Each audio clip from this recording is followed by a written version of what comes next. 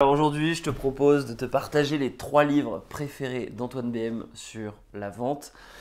C'est Antoine BM, peut-être que tu le connais pas, c'est quelqu'un qui a gagné beaucoup d'argent en vendant des formations sur la création de contenu. Son contenu il est super intéressant.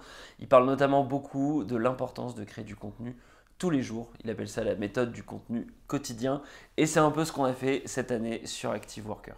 Alors ces 3 bouquins, il les a partagés dans une interview à Jean Laval sur la chaîne Santé au Max. N'hésite pas à aller voir cette interview, elle dure à peu près 1 heure et elle est super intéressante. Dedans, il parle de vision du monde, de minimalisme, d'autodiscipline, de la difficulté justement d'être productif au moment où on est immergé par toute cette addiction aux réseaux sociaux, le problème à l'école, comment trouver sa passion, et puis évidemment il parle un petit peu de business en ligne, de toute évidence. Donc les 3 livres, ce que je te propose, c'est tout simplement de te les résumer un à un. Lui, il ne fait que les évoquer et évoquer ce qui l'intéresse à chaque fois sur chaque livre.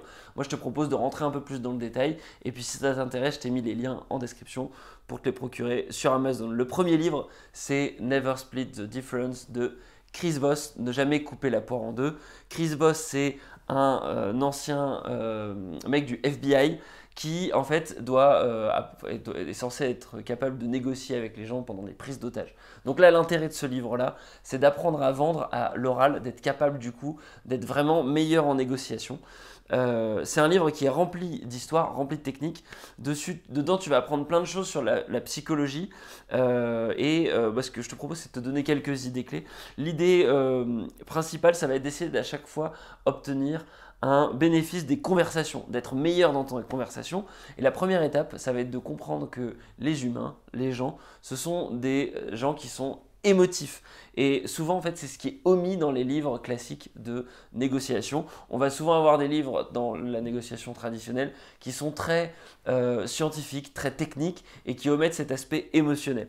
Donc le but, du coup, comme l'être humain est un être émotionnel, ça va être d'établir d'abord un rapport de confiance. C'est la première étape pour pouvoir gérer une bonne négociation et du coup réussir une bonne vente à l'oral. Et pour ça, en fait, ça va passer par une tactique très précise qui s'appelle l'écoute active. Qu'est-ce que c'est l'écoute active? Tu te focuses sur ton interlocuteur à 100% et tu dois éviter l'écoute passive, à savoir écouter la personne sans vraiment l'écouter, mais en réfléchissant à ce que tu vas lui raconter pour driver ton sujet et parler de ce que toi tu as envie. Non, ça c'est pas du tout ce qu'il faut faire. Il faut laisser parler l'autre, l'écouter et tu vas voir pour l'utiliser entre guillemets contre lui avec plusieurs tactiques. La première, ça va être le mirroring, ça va être essayer d'imiter les derniers mots de l'interlocuteur. Donc si ton interlocuteur il parle d'une certaine manière, il utilise un certain vocabulaire, ce que tu vas faire c'est essayer de répéter et reformuler les 4-5 dernières phrases en disant ah d'accord, donc si je comprends bien, et puis tu reformules 4 phrases qu'il vient de dire, juste pour lui envoyer comme message je t'ai écouté, je t'ai compris, j'ai entendu tes problèmes, j'ai entendu tes émotions. Euh, Ensuite, tu peux aussi essayer de vocaliser du coup ce qu'il va ressentir. Il semble que du coup, ça provoque tel impact chez toi. Tu vas essayer de vraiment mettre des mots sur ce qu'il ressent. Et là, ça produit non seulement en plus du mirroring, ça va produire un effet important. C'est le fait qu'il a l'impression d'être mieux compris par toi que par lui-même. Et du coup, ça renforce ce sentiment de confiance. Et puis enfin, tu vas essayer d'utiliser des questions calibrées, à savoir des questions plutôt ouvertes pour dire voilà, ok, on est face à ce problème-là, comment est-ce que moi je suis censé faire? Essayer de tout le temps ramener la position dans un sens où on regarde tous les deux dans le même sens et puis essayer du coup de faire avancer le dialogue dans ce sens-là, finalement essayer de changer d'angle. Donc dans ce livre, tu verras aussi finalement comment essayer de créer une forme de momentum pour essayer de trouver une solution commune dans toute négociation. Il partage aussi les 2 mots qui transforment n'importe quelle discussion du coup qui change véritablement la phase de n'importe quelle négociation. Comment essayer de donner l'illusion du contrôle à ton interlocuteur, comment être capable d'identifier les menteurs et puis comment être capable de bien négocier un prix quand tu es face à une transaction. Voilà, donc ça c'est tout ce que tu peux découvrir dans le livre Never Split the Difference de Chris Voss. Deuxième livre qui est conseillé par Antoine BM, c'est Cashvertising. Alors dans l'interview, il évoque un certain Joseph Sugarman, c'est pas du tout le bon auteur. Le bon auteur c'est Drew Eric Whitman, il se trouve ça finissait par man, mais c'est comme ça on rétablit un peu la vérité. Donc ce livre, comme l'explique Antoine dans l'interview, ça donne un peu le livre d'un escroc parce que c'est un livre rouge avec des billets et des pièces, donc ça fait vraiment le livre un peu putaclic entre guillemets, mais c'est un livre très intéressant pour une raison simple, c'est qu'il te propose 100 idées actionnables facile à mettre en place pour du coup vendre plus dans ta communication écrite. Donc là, c'est plutôt un livre comme le suivant d'ailleurs, qui a pour vocation de t'aider à mieux vendre, mais cette fois-ci à l'écrit et non pas à l'oral. Pour Antoine, c'est extrêmement intéressant ce livre-là parce que ça va te permettre en gros d'avoir des petites tactiques pratiques, faciles à mettre en place et pas une grande théorie qui va te mettre énormément de temps à mettre en place. Ce livre, il est très chouette parce qu'il est petit, il est donc assez court, assez rapide à lire et par ailleurs, il te donne en fait une forme de socle technique et un socle psychologique pour vraiment comprendre les désirs profonds de l'être humain.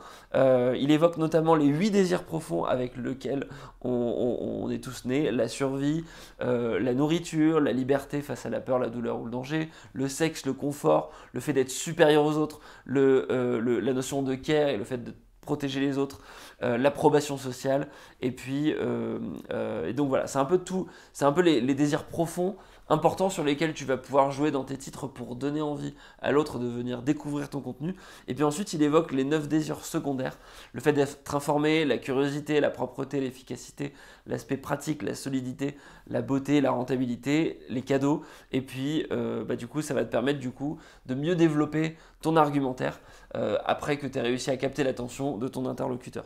Donc tu as ensuite des formules, la formule bien connue AIDA: attention, intérêt, désir, action. J'en ai fait une vidéo dédiée et YouTube en regorge d'explications de cette structure qui permet de vendre. J'attire l'attention, je développe l'intérêt, je suscite le désir pour amener vers l'action et encourager notamment l'action immédiate. Voilà. Ensuite, il évoque enfin une tactique de storytelling.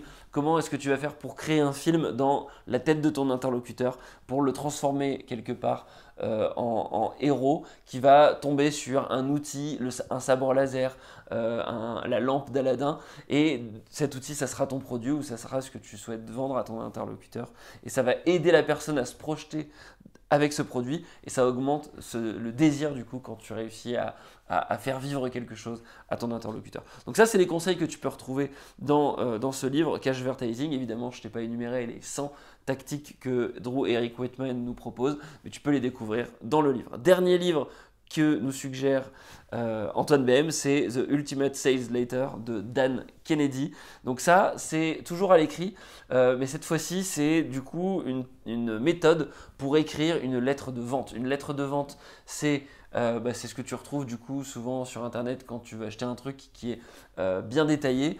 Notamment, tu as pas mal de formations qui se déroulent sur des pages assez longues. Souvent, les produits qui coûtent assez cher, on va avoir des lettres de vente assez longues.